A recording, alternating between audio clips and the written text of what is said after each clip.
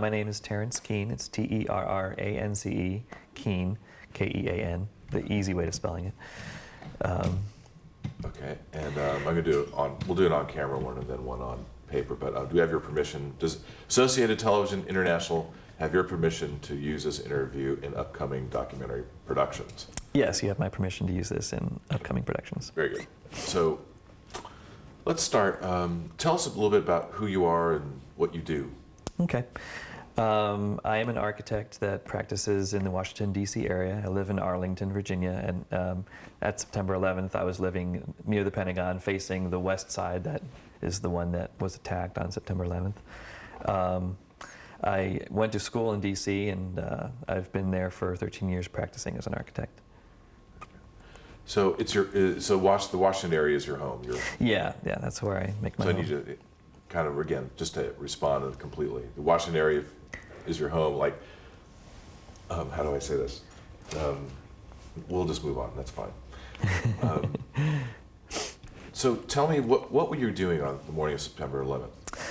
The morning of September 11th, I was getting ready to move, actually. I had just bought and settled on a condo about a month earlier and was preparing to move all of my stuff from my little apartment facing the Pentagon across town to my brand new condo, which faces nothing. So I was taping up last minute boxes, throwing things into bags, and that sort of general last minute stuff. Had the windows open and heard jet noises, which is fairly unusual for living near the Pentagon. Having lived in and around it for about 8 to 9 years, I know that it's very common to hear large helicopters. They fly the Joint Chiefs in just about every morning, and they occasionally buzz the buildings over there, and you can really feel it and hear it, and you know what it feels like, you know what it sounds like. So I'm pretty used to the sound of most of the helicopters that have been around there, and there'll be the occasional flyover of Arlington Cemetery of jet fighters, but never heard anything quite like what I heard that morning. I recognized it as a very large plane just from the sound of it. And in the few seconds it took me to get over to my window, I was sort of convinced that it was a multi-engine, very large, most likely a commercial jet. So when I got to the window, I have a ribbon window that pretty much gives me a panoramic view from about the Naval Annex, which is the Marines headquarters, off to about half of the Pentagon, the full western facade, and then part of the south parking lot and the south facade. I watched it go from the Navy Annex in front of it right along 395 and just, over the course of about 5 seconds, cross my field of vision and slam dead into the Pentagon. Your point of view at that point was, how far away were you? I would have to say it's probably about a quarter of a mile from where I was to that side of the Pentagon, and the plane pretty much was parallel to my field of view. Perpendicular to my field of view. Start that again. It was about a quarter of a mile from where I was to the path of travel of the plane as it went into the Pentagon. Wow. I didn't think it was that close.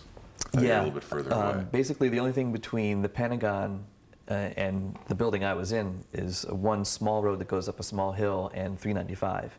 And 395 at that point, it's a major interchange. It's probably 6 lanes and then another 6 lanes and a gap in between. It's all overpasses and underpasses and through passes. And all right, we're going to get into that a little bit more. I want to ask you one other thing, though. Do you have photographs of your apartment and the view? Yes, actually I do. In fact, pre-September 11th. I do have some pre, and I actually have some on September 11th. Yeah, I unpacked my camera after about an hour of astonishment and took some smoky photos. Oh, and you're no longer in that condo? Or that No, space? no longer there. I moved out of there actually about 3 days later when traffic finally cleared and my movers could reschedule me. That's insane. Yeah. It was... All right, let's go back a little bit more to, the moment. I mean, you're describing seeing the plane.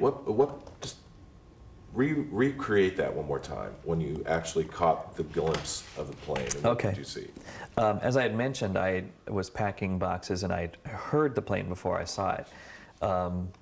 Naturally being curious about what I was listening to, I ran over to the windows, and it's a very long strip of windows, so I got right to it, and I could see, instantly I could see the plane over 395, which I knew was mentally, that was just wrong. It instantly clicked to me that there was something very wrong about where that plane was, and the engines were screaming. They were at full throttle.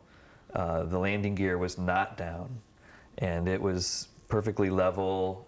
From my vantage point, I was just a little bit above it, being on the 11th floor. It was already in a very shallow dive heading towards that facade of the Pentagon.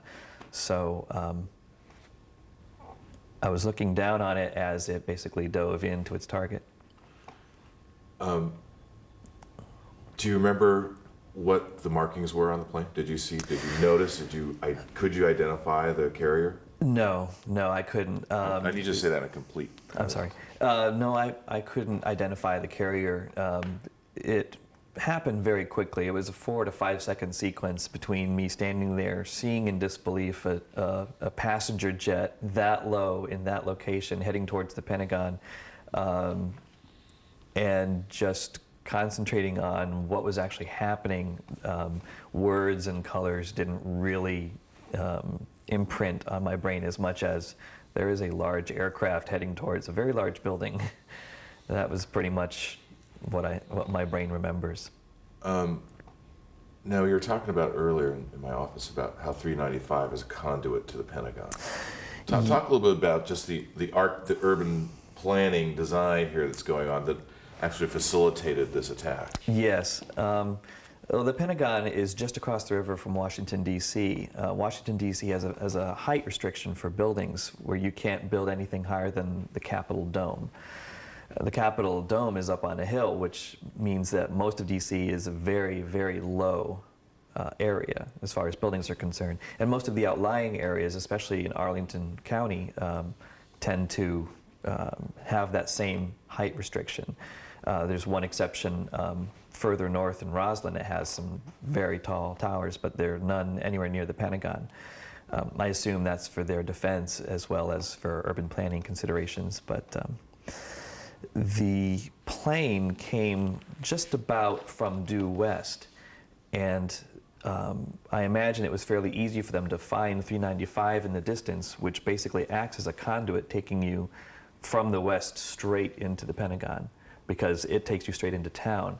And only when 395 gets to the Pentagon itself does it actually sort of curl around it. So it would be fairly easy to set yourself up, line of sight, and just take it straight in. Wow. So,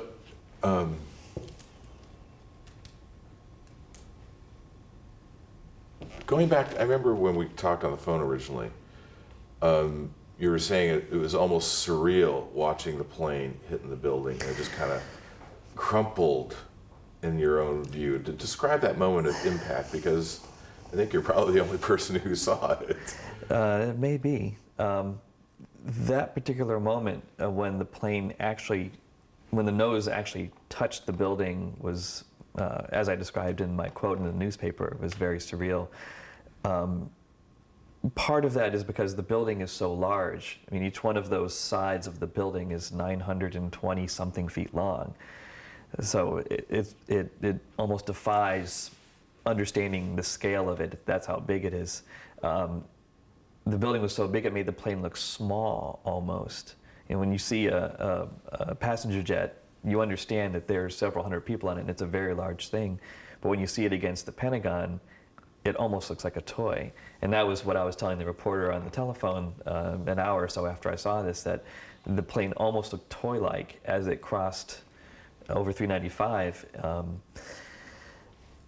And then I'll never forget the image of the nose actually just pushing straight through the stonework of the building and entering into it. It basically just disappeared.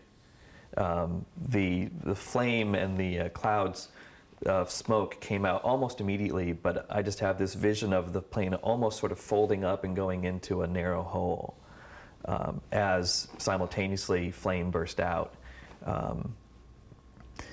And one of the other elements that I found surreal about it, and perhaps this is from watching too many Arnold Schwarzenegger movies, but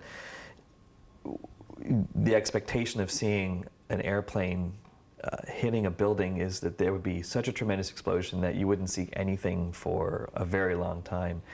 And from my vantage point, my view of the building was obscured for maybe a total of 5 minutes as the initial cloud spread and covered up all but maybe the furthest northern corner I could see of the building. But it really wasn't as big an explosion as you would be led to believe from, you know, things like popular movies.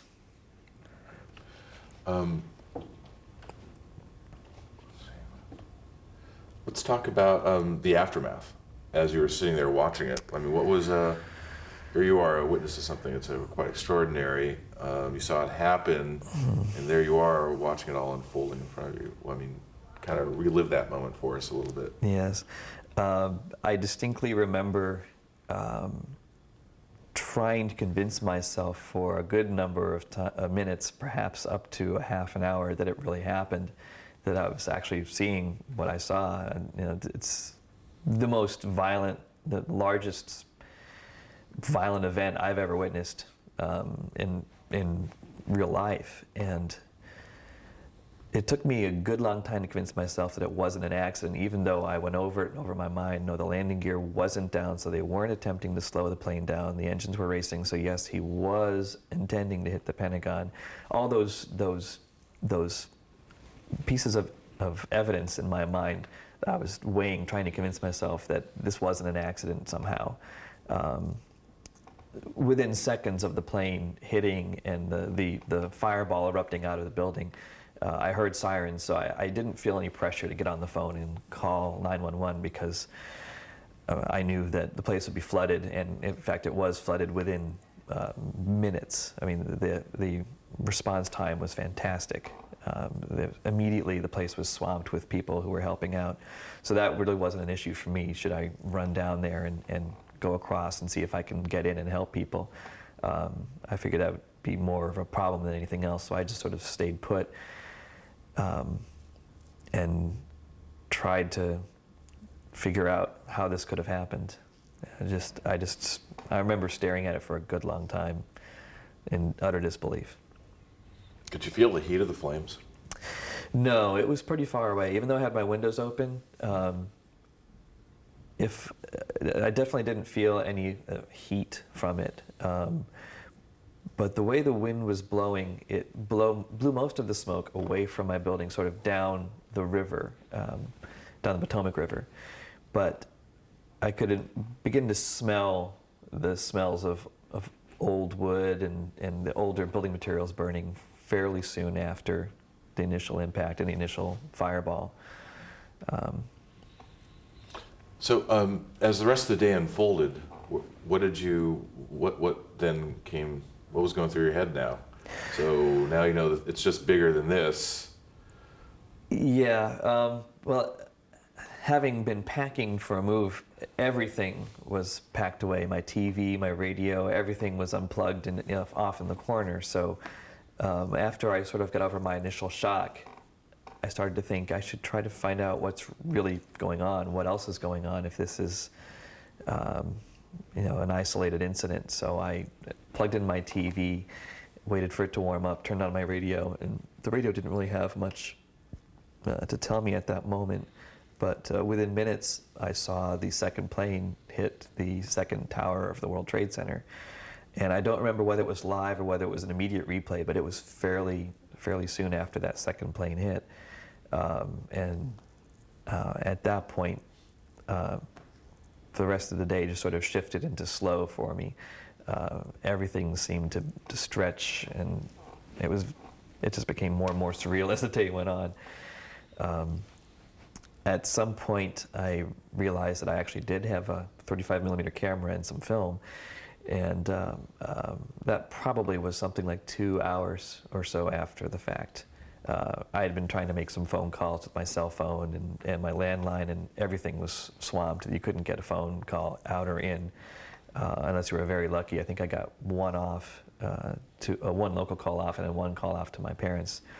But that was probably even after I set up the television, so it was probably more like 3 hours after the fact. Everything, all the circuits were just completely jeopardized by, I'm sure, people calling in the emergency call and trying to get in touch with people who they knew were in the Pentagon once the news got out. Yeah.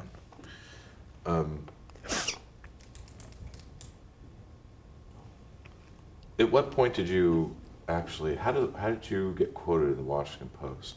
Talk a little bit about how that happened. Well, at some point after I'd set up my camera and taken a couple of shots and found out what was happening up in New York and heard about rumors of another plane flying around and having heard that that passed, that whole threat passed, that it had crashed in Pennsylvania, I ventured down out of my apartment down into the lobby and was almost immediately greeted by people from the FBI and emergency services and a lot of reporters who were already on the scene. This was, of course, several hours after the fact, but the fire was still raging. And one of the people that was there was a photographer from the Post with a very long lens and a couple of SLR bodies, and he wanted very badly to get up on the roof to get some shots. The building I was in is a Y-shaped building, and one of the shorter legs of the Y basically pointed right at the Pentagon. Pardon me. So I and another person took him up to the roof. You have to have a key to get up there. So we gave him access up to the roof, and he crawled over to the edge and sat down and took some photos. And then after that, he asked me if I had seen anything, and I said, yes, I saw the whole thing. He said, I want to get you on the phone with somebody. So we immediately went downstairs, and he sat me in one of the offices down at the rental office and called up a reporter and sat and talked to that person for about 45 minutes to an hour. And that was the Washington Post reporter. That was the Washington Post reporter, right. Do you remember what her name was? It was actually a junior reporter. It wasn't the person who got the byline. Do you remember the name? I don't remember his name. It was Manny something or other. I think I have that somewhere in here. But so pause tape for a second when it struck. Really? So it wasn't going full power. Right. But anyway, beside the point. I mean, because the building's so low and squat. Here, are we rolling now? Okay. I want you to respond to this. Because the building's so low and squat, that plane, in order to do the maximum damage, had to hit right on point, right at the base of the thing, of the foundation there. But in order to do that, that plane had to be so close to the ground for a good period of time. I mean, yes, uncanny how close it had to be to the ground. With its, I mean, you would have seen sparks or debris, or could easily have dropped an engine or whatever, right, as it's and cartwheeled over the building. It could very well have cartwheeled over the building if it had hit any differently. Yeah. So I guess my question to you is, I mean, do you think that just in terms of the flying skill of the person who's flying that plane, people have theorized many things. What's your thinking on that? Was it flown by an expert, or is it flown by someone who just took a few months worth of flight training in Iowa? Well, having never flown a plane or taken any flight training, I'm obviously not an expert, but my sense of it is that the space is so open because of the height restrictions. And the fact that 395 basically guides you in like a homing beacon to that face of the Pentagon, that if you had enough skill to hold a plane level and straight, you could approach, find your mark, aim the nose at it, and then throw the throttles up and, probably reach whatever speed they hit the building with without a heck of a lot of skill. I mean, I imagine if you can keep a plane level while the engines are speeding up in a shallow dive, I imagine pretty much anybody could do it. Wow.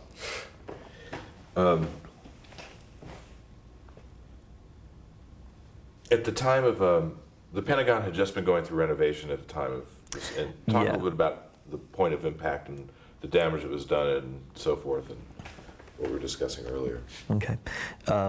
Again, not being a total expert on the topic, it's well-known fact that the Pentagon has been going under a more than a decade-long renovation plan. A lot of it is interior renovation for the various departments of the defense, but the majority of the exterior work has been to harden the exterior wall.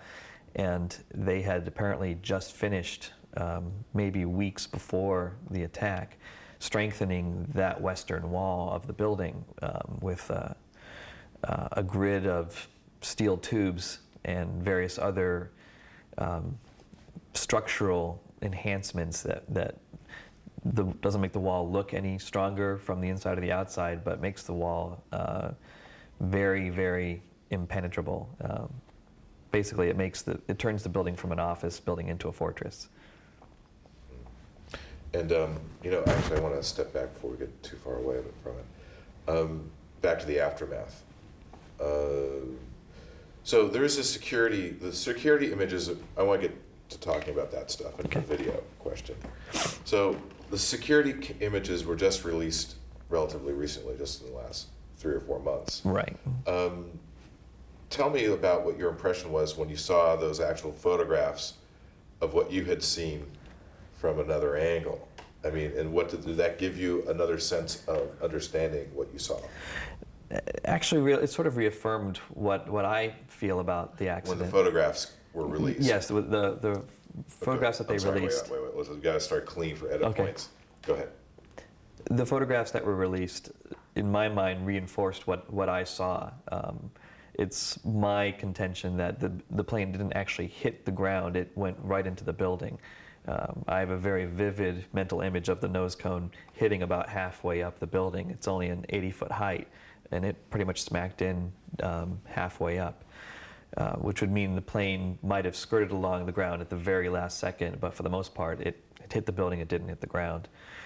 But what surprised me about the images released were that the plane doesn't show up in any of them. And if you look at the 5 frames that were released, the last 4 frames show a fairly quick sequence of images that would have to be animatable to show an expanding fire cloud. But the one image in front of it shows nothing.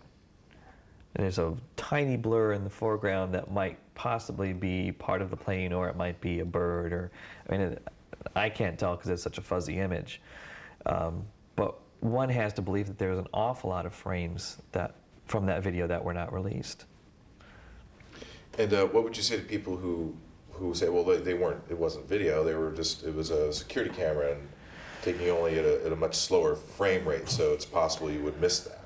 If this was a camera that was taking a slower frame rate, I would imagine you wouldn't see such a slow expansion in the last 4 frames. I would imagine you'd see a small cloud, a big cloud, and then you'd see the fire.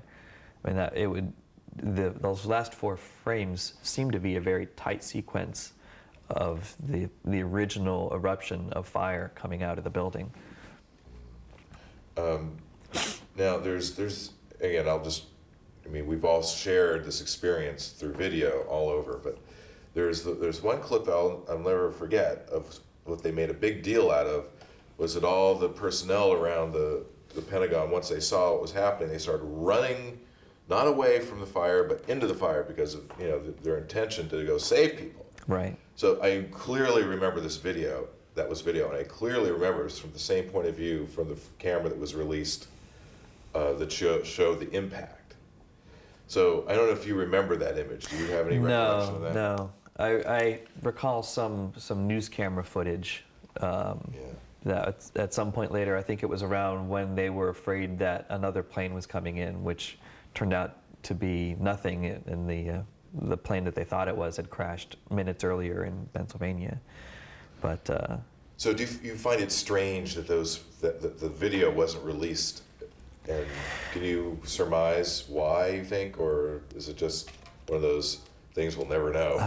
I find it very unusual that they decided not to release every frame of that video. I can't imagine there's anything that they're protecting by not releasing it, but I think it's fairly obvious that they've held back a lot of it, and maybe they feel they have to do more analysis to it, or maybe they think it might reveal some pivotal weakness in their defense of the Pentagon that they don't want people getting specifics on. I don't know. It's hard to imagine that there's anything that could show that would be of a national security risk in nature.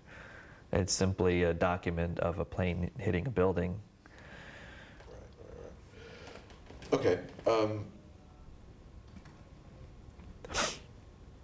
Let's talk about people you knew in the Pentagon. Or did you know anyone who was in the Pentagon when it happened? At the time, I didn't know anybody in the Pentagon. I have since met people who were in various parts of the Pentagon when the plane had hit. And what kinds of, have you gotten any kind of sense or story from people telling firsthand what it was like being on the inside of that? Most of the people I've met and spoken to were on the other side of the Pentagon, rather fortunately, and only really felt the building shudder and were told to get out. And a good number of them have relayed the fact that they didn't believe that there was any reason to leave the building until someone said, "No, you have to leave the building. We are not giving you the option." There were, of course, an awful lot of stories on the local news from the firefighters who were first to arrive into the scene.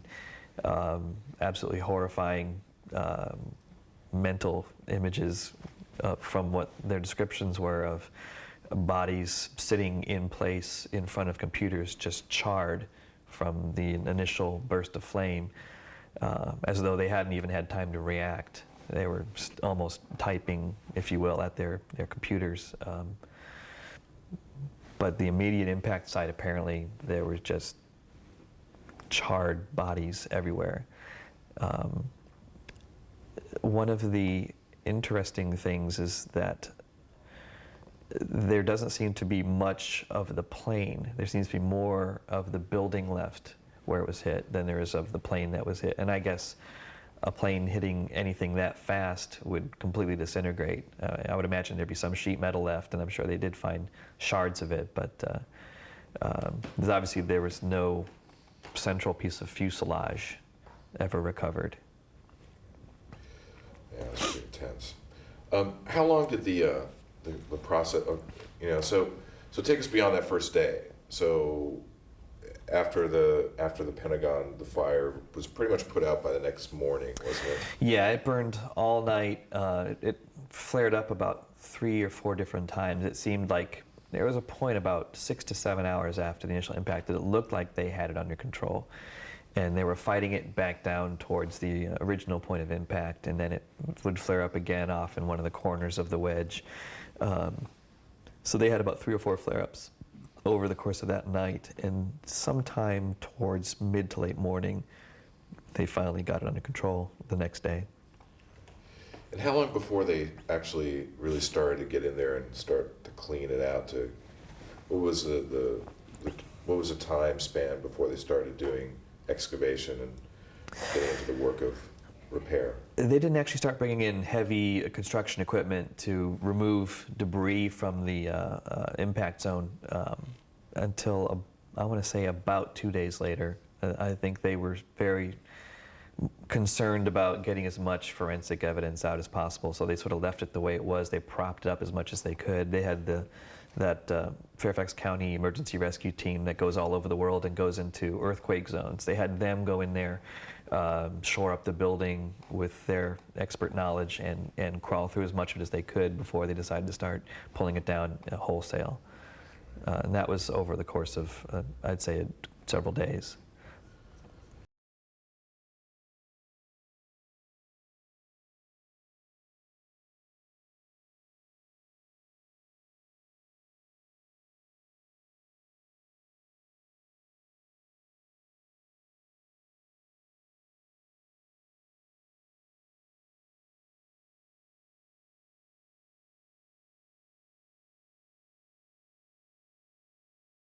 That somewhere. Oh, I think it's on. I've never actually seen the original drawings for the wall sections. Look it up. Stop. Roll it. Talk about this French website and what happened with this, and then how that they contacted you, and what do you think about some of their claims? I was first contacted by the French press by telephone. I received a message on my home answering machine, and it was, of course, in somewhat broken English. It was a very nice-sounding young lady who wasn't sure if I was the correct Terrance Kean, but she was attempting to contact the Terrance Kean who was the eyewitness to the Pentagon attack. And I received 2 more messages in sequence, all of them from about, late afternoon to early evening. I arrived home late that day, so I called back, but I never received a return call from them. But it sounded from the words that they said, she and the other gentleman who called, who was a producer, that they wanted to put me on camera and ask me some questions about the Pentagon attack. But they had never said anything specific about what they wanted to ask about. They would just seem to be curious about it, and they'd gotten my name because the quote from the Washington Post had made it to U.S. News and World Report, and I guess from there it made it to the international wire services somehow. So I never found out exactly what they were looking for, but it was very short time after that you contacted me. And I called you before the French. Was did. it before? Oh, that's right. It was right around the same time. Was I the first one to call you? Yes, about you this? called me about.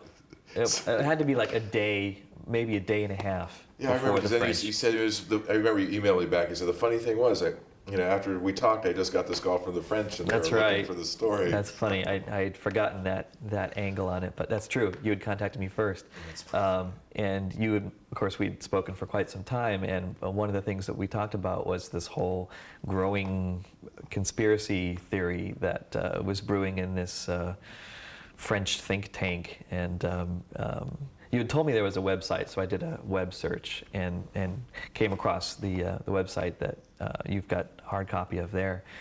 And one of my first impressions of it was how slick and well put together it was. It was almost annoying to me that they had it worked out as almost like a PowerPoint presentation where you push a button to see the next problem with the evidence or the next problem with the official theory. And of course, having witnessed, myself seeing the plane hit the building, the more buttons I pushed, the angrier I got as I went through this sequence of, quote unquote facts about how it couldn't have happened the way the official line says it did. One of the things that angered me most was the way they phrased how the plane hit the building, and it should have done more damage. It should be more apparent from the aerial view. But then you could see on the cover of the Washington Post and almost every major newspaper that top floor at the impact site, at the impact hole, remained intact until they actually cut it down. And I'm sure that's to do with all the reinforcing steel they put in and the fact that the top floor slab wasn't penetrated, that the nose cone basically dipped underneath it, and the tail probably hit it but just folded as the whole plane sort of disappeared into the hole. So of course an aerial photo wouldn't show that, because the aerial photo would show the roof pretty much intact, because that whole part of it was still intact. So it made you angry a bit, but put it into a broader context, perhaps, about. It occurs to me as easily as they could make a convincing argument, just based on this. There are these available media out there, still photographs of the Pentagon. They could build this entire theory. Yeah. But that means anybody could. Well, that's true. Talk about that ability to manipulate, which it could easily be the government making up whatever fucking story they want. Who knows? That's true. Talk a little bit about the manipulation of images again. Okay. Along those lines. Yeah, one of the other things that struck me about the website is that most of the photographs from before September 11th were, of course, stock imagery that they'd taken somewhere off the internet, or perhaps gotten from some other source, maybe scanned in photos from a textbook or something. But a lot of what they had as far as imagery were just typical photographs. They had nothing really to do with the topic of the Pentagon attack. And it's fairly obvious that with a little bit of an idea and a lot of free time and fast internet access, and a little bit of ability to create a website, anybody could do what this group did and put together a fairly convincing media presentation from various sources that says pretty much anything they wanted to say about pretty much anything. One of the things I found when I was searching the web was some cryptic mention of me being a CIA agent. It was the search engine I used found the site and allowed me to translate it. I don't know how close the translation is, but it said, "Is this Terrance Kean an agent of the CIA?" in the translation. And I thought to myself, boy, if anybody who knew me saw this, they would first have to wait about 5 seconds to stop laughing and pick themselves off the floor before they could ever respond to that and say, oh, what a ridiculous idea that is. I mean, first off, do I even look like a CIA agent? I mean, I'm completely out of shape. I can't even swim, for God's sake. You know, how could I be an operative or even affiliated with the CIA? It's just a funny thing. But but this is the kind of idea they're putting forward, and if no one rises up and says, wait a minute, that's asinine, then it doesn't ever get challenged, and then it stays in print long enough for people to believe it. And it's like anything else on the internet. If it goes unchallenged and it stays up, eventually it becomes accepted. Yeah, that's very true. It's very true. And I could probably create a website saying I'm the King of France, and within a couple of months of maybe actually learning the language, of which I know maybe 15 words, most of which would get my face slapped, you know, I could probably come up with something convincing enough to convince somebody somewhere, maybe, I don't know, in the Philippines or, you know, some island somewhere that has one television, that I am the King of France. You know, you can do almost anything. Yeah, it's very strange. So the portion of the Pentagon that was hit was actually, my understanding was, for the most part, uninhabited. There were a few people, because it had just gone through this construction. So had this been a month later, it would have been jam-filled with people, and the death toll would have been in the thousands, not in the hundreds. Yes. Talk about that a little bit. The point of impact was just finished renovating. From what I understand, it had been finished perhaps a week, maybe 2 weeks before the attack, and they had just started moving people back into that wedge of the Pentagon. So it wasn't completely inhabited.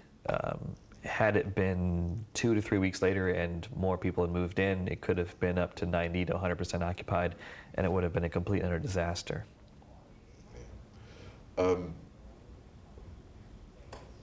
So now you're kind of in the stage. Talk about what's happening with the competition and how this has evolved, and the irony, of course, you being on this design team, yes. Designing a memorial. After a brief stint of unemployment after the whole economic crisis that hit the DC area, especially hard in architecture and construction in general, I'm now working at a new firm, and one of the people who also joined this firm at the same time is married to somebody who was in the Pentagon at the time of the attack. He apparently has a fairly sensitive position in one of the armed forces, and was not allowed out of the building for 48 hours after the attack. So she came up with the idea of taking a shot at this competition for a memorial for the Pentagon attack. It's obviously a very personal thing for her, fairly personal thing for me too, being at one of the eyewitnesses of the event. So I guess it is kind of ironic that two architects somehow end up in the same firm that is sponsoring a team to enter this competition and hopefully win and get built a monument to this tragic event. What are some of the ideas you're playing with for the memorial? Really haven't gotten too far into it. In fact, I haven't even really read that far into the materials, but there's what I have is a packet of information that was printed directly off their website. They've got a very nice, elegant website for the competition entry, and they speak a lot about turning this portion of the site, which is basically the foreground where the plane came in, to hit the building right next to the helipad. They speak about turning it into a sort of a serene, quiet, contemplative place. And of course, if you've ever seen a Bell Huey helicopter, having one of those land right next to you is not a serene and quiet experience, and they're going to continue to use the helipad. So the site that they've chosen for the memorial, it can be seen from the south parking lot, which is very open, very public place. It wraps around an on-ramp to Route 27, which is a very well-traveled car route, and is adjacent to a helicopter pad, which is used multiple times a day by very large helicopters. So part of the challenge is going to be to try to make this a quiet and contemplative place, and there's really only one way to do that I can think of, and that is to cut down into the earth, and hopefully to not do it in a way that is seen as sort of cliche, like, oh, this is another of the new wave of underground monuments, let's borrow Maya Lin's idea and put up a black granite face against the grass. Nothing quite that cliche. My hope is to make sort of a soft form, perhaps circular or elliptical in shape, that you approach. There's an existing sidewalk that comes from the south parking lot and sort of spiral into it and look down into the memorial. Some of the ideas that I have are to have high retaining walls to block off the sound from the helipad and the adjacent highways and overpasses and all of that. Have a glass roof of some sculptural form that allows you a view up into and at the face where the plane hit. So it sort of frames the impact zone, not obviously, but in a sort of a very subtle way, showing that this is where the plane hit. Part of my idea is to have the building the size of the wingspan of the plane, and perhaps even sort of subtly etch in a very abstract outline of the plane to show the angle at which it was approaching the building. Use a hologram. You never know. That's among the realm of possibilities. And I know that there will probably be a push to have some kind of plaque for every name of every person from the building and from the airplane. My initial thought, and I don't know whether this is appropriate or not, but was to have glass plates that would be etched with a name and perhaps some information about every person who was involved in it. And this would include perhaps even the 5 terrorists who were on the airplane, and that would be very controversial. But my thought was to get green glass and blue glass and use one color of the glass for the people on the airplane and have that sort of coming from the west, and then use the other color for the people who were within the building and have that sort of coming from the east, from the building side, having them sort of mesh in to become sort of a pattern, meshing it at the center of the circle. Within this, having embossed somehow the shape of the airplane facing the Pentagon, and perhaps have the 5 plates that represent the terrorists as sort of opaque, perhaps not even marked, but just have them there, have 5 panels that are different than all the other ones to sort of indicate that this is the percentage of people amongst this group of people that were, the evil cause of this whole event. And these plates of glass would be held up on pins, and there'd be water underneath so that there'd be some kind of shimmering effect to the glass. And then the whole thing would be lit from under the water. So there would be sort of a glistening, sort of glowing, ethereal feel to it. So you have thought about it? I've given that some thought, but it hasn't solidified into a form or a real strong sketch. I really couldn't show you any drawings of it yet. But where'd you go to school? I went to school at the Catholic University of America, which is across town from the Pentagon in Washington, D.C. That's where you got your... My architectural bachelor's degree, yes. Very cool. Okay. Wow, what does it mean to you to participate at this level now of actually conceptualizing? How does it affect you? It actually has been therapeutic for me. For several months after the event of September 11th, I did not sleep very well. It sort of led to a slight change in my personality in that I've become more nervous about certain things. The sound of jet wash near me and that kind of thing. And that's wearing off. I'm sure that's just post-traumatic stress syndrome that eventually will wear off. And occasionally there'll be sort of obtrusive memories of the plane hitting the building itself. So I sort of feel like visiting the site and working on this competition will actually sort of help me work a lot of my issues with what I've seen and had to deal with, work all that out, and perhaps help other people in the same way. People who have been even more deeply affected by it, those who've lost family and friends and colleagues, help them deal with why this all happened. So when I first called you, you had said to me that you really, like you're just saying now, you kind of just put it back there somewhere and didn't really go there in an obvious way. Why do you think that happened? Why did you were very humble about it. Not that, I mean, not that it's a big thing to be proud of, but the fact that you were a witness, you almost didn't want to really quite bring it up because, well, why is that, do you think? I guess the reason why I've kept a low profile, if you will, about the whole thing is that I feel that anybody who would come up and say, well, wait, hey, I saw that and here's my view of it, sort of detracts from the main point, which is that this was an act of terrorism and it's a tragedy. A lot of good people died a lot of people who weren't combatants in any way, shape, or form, obviously, because it's terrorism. We're not at war with these people, at least we weren't at that point.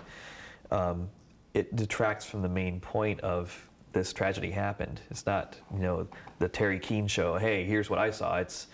Here's an awful thing that happened, and if you want to know what I saw, please ask me.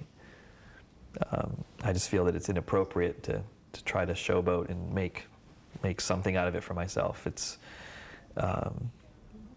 It shouldn't become something that, I don't know what I'm trying to say exactly. It shouldn't become a vehicle for me to evolve or become something different. It should just be, here's something that happened in my life and it's a fact, and if you want to know about it, I'm willing to talk about it, but I'm not going to bring it up. Very good. Talk about a little bit about the future of the competition. How long? What's the time frame here?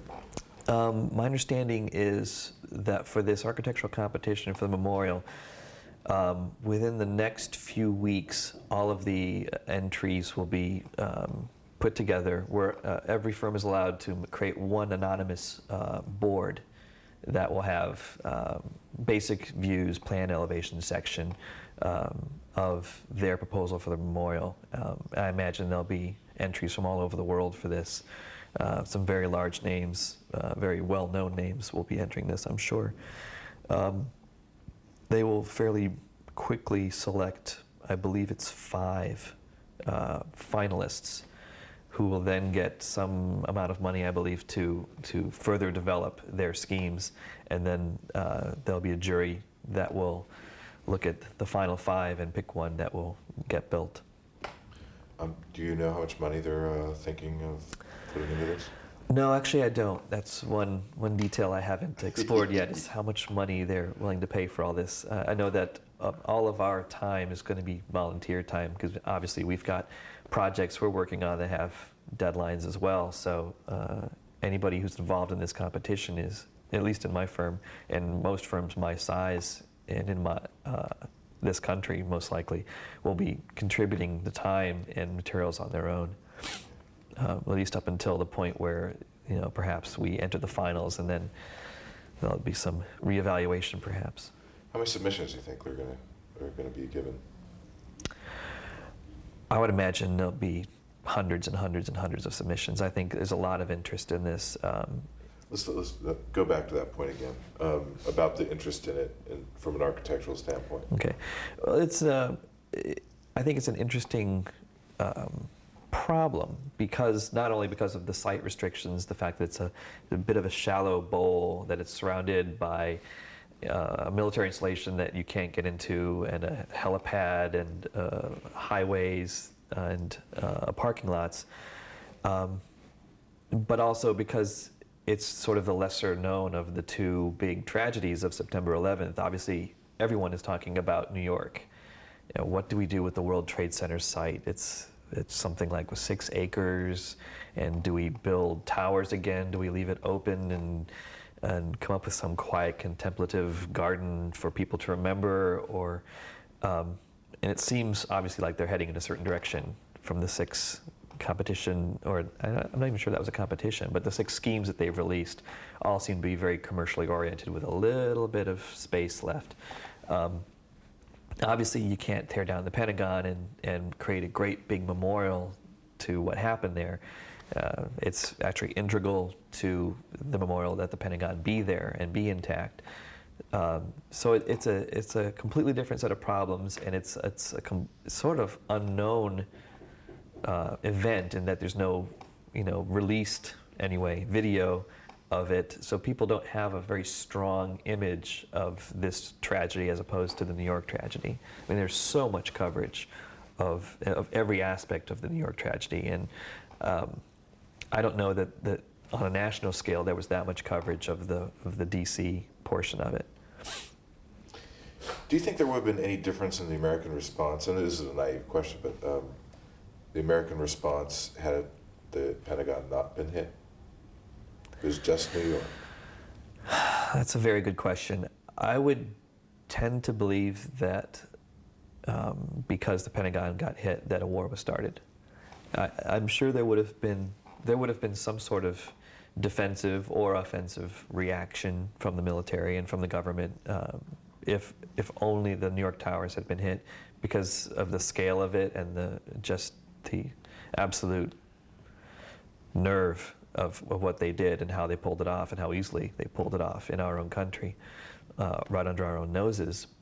But I tend to believe that we're involved in a war now because the Pentagon was hit. I think it probably would have been a more multinational, perhaps UN-based initiative if only New York had happened. But because the Pentagon got hit directly, there was a major axe to grind there, understandably.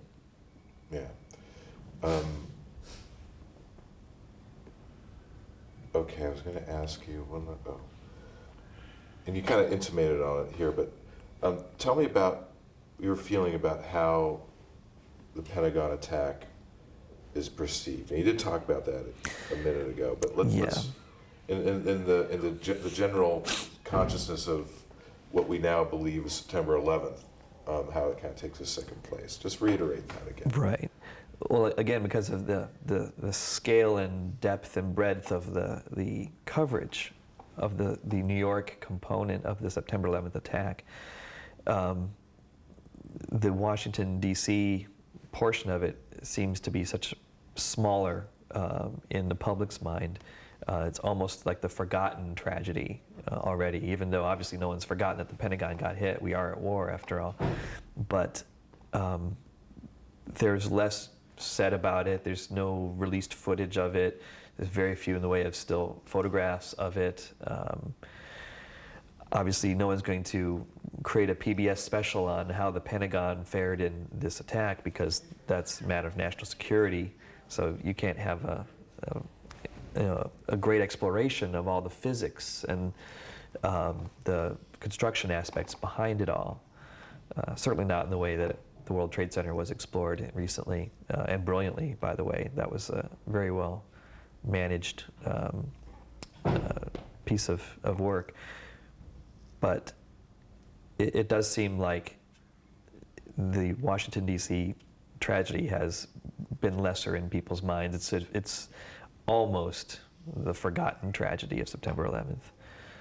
Just because there's nothing people can hold on to and look at and play over and over and over again and say, yes, this happened too.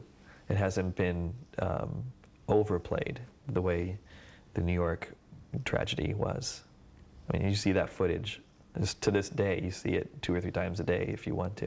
If you've got cable, you can see it all day and all night up to this point. And I don't think they talked about the DC portion of it more than a month or 2 after the fact. You just came up with the title of the show, The Forgotten Tragedy of September 11th. That's good. Is there anything else that you think is worth exploring in this conversation? Unless you covered a lot of things, or anything else? Unless you have the French author of that book behind the door, I don't think so. No. And our next guest. Come on out. You can pause tape for a second. Next on Jerry about with the memorial, and I think it'd be fantastic to see that from the side of the Release of the book. That's the other thing. Okay. So the French conspiracy think tank, I think it's called Réseau Voltaire, is the name of it. So this book is going to be published here in the United States in English shortly. How do you deal with that? Well, it's hard to say how I will deal with it at the moment. I'm sorry, I just started. Make reference to the book again. How I will deal with the French conspiracy book and when it gets published in the United States in English is anybody's guess. I know that when I first heard about it and started reading articles about it and people's impressions of what was said in it, I got very angry and very dismayed that this could be published at all, anywhere in the world, much less by an ally of ours. And obviously it's not an official thing, it's someone's theory, but it's such a slap in the face to the people who survived or did not survive either aspect of this tragedy that this could actually be put out there as a valid conspiracy theory. I find it insulting. And when it's published in English, I don't know, will I buy it? Will I read it? I don't know. I might buy it just out of curiosity because my impression is that they accused me of being a CIA agent, and I think that alone might be worth the price, just so I could, in the future I could point to it and maybe get a laugh out of it. But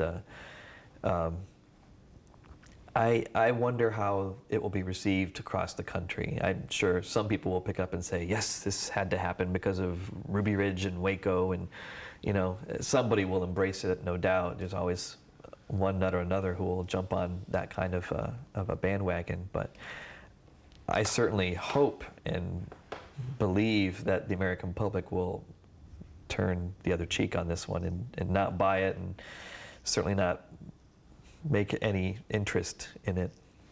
I hope and pray.